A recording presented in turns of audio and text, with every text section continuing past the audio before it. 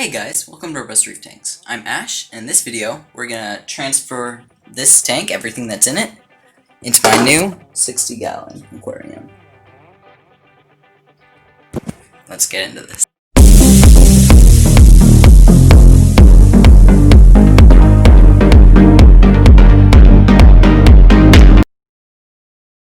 The main reason that I'm sizing up the tank is because my engineer goby back there is really getting too big, so he needs a bigger aquarium. And also the table I have is particle board, so it's actually starting to sink from getting wet. So that, my friends, is why you use real wood that's stained and not particle board. So, here at this new table over here that we built, we're going to transfer everything to this tank. So, as you can see, we have the new tank set up to fill with rock and sand and water.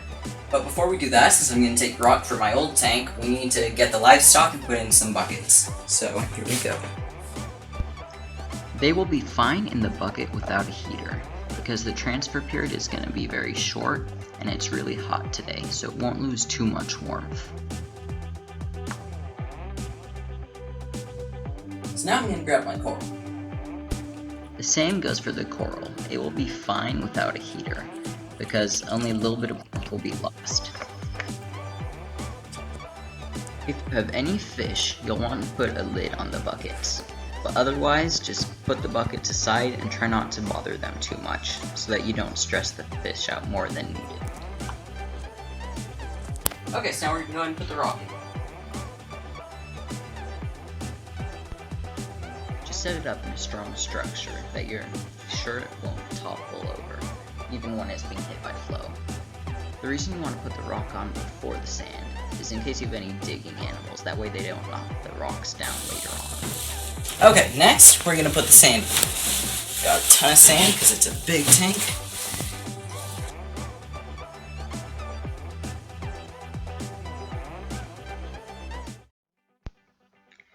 Just spread the sand out with your hands, just so it's kind of evenly distributed. When you put water in later on, it will get moved around, and ultimately once you have fish in there, it will get moved around. But just kind of separate it out a bit.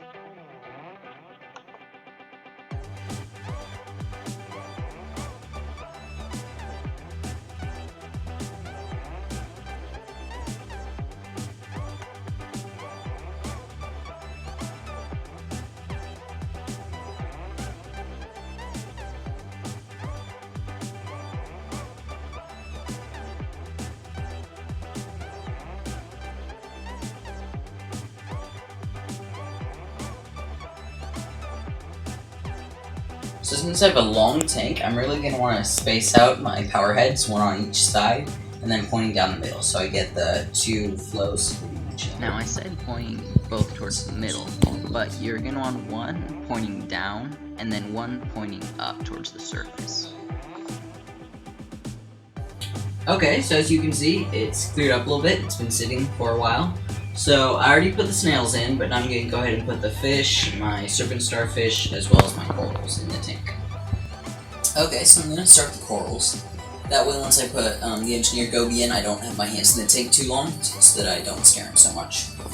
So that the corals adjust to my new light, I'm going to place them at the bottom, same as you would with new corals, and then I'll move them up slowly in the days to come. If you want to do a longer acclimation time through the drip acclimation method, it wouldn't be a bad idea, but I tested both this water and my old water and found them to be identical, other than obviously the temperature is a little bit lower in the buckets, and then as well as the nitrates were a little bit lower. So it really was fine just to stick them straight into this tank.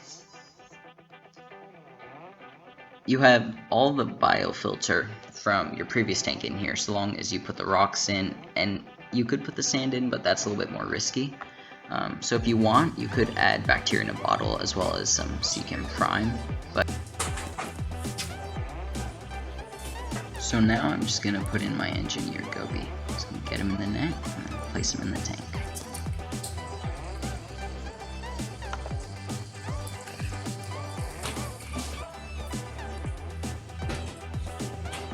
You can see the water is still a little bit cloudy, but that's just because of the sand. it did die down most of the way, even though you can't really see it right now. But don't worry about it, it'll just all fall to the ground very soon. Okay, so now we're gonna put in my serpent starfish. If you've seen my other video on care for serpent starfish, then I told you that it's not great to expose them to air, which lots of people get wrong. So that's why when I acclimate them, well, when I take them from one tank to another, I just put them in another bowl with some of the water therein. Then take that bowl, take it to my tank. I lower it in and try to limit the amount of water that comes in from the bowl into the tank. And just get the serpent starfish, and without exposing them to air. That's it. If you found this video helpful, then please like and share, and always subscribe down below. Thanks for watching.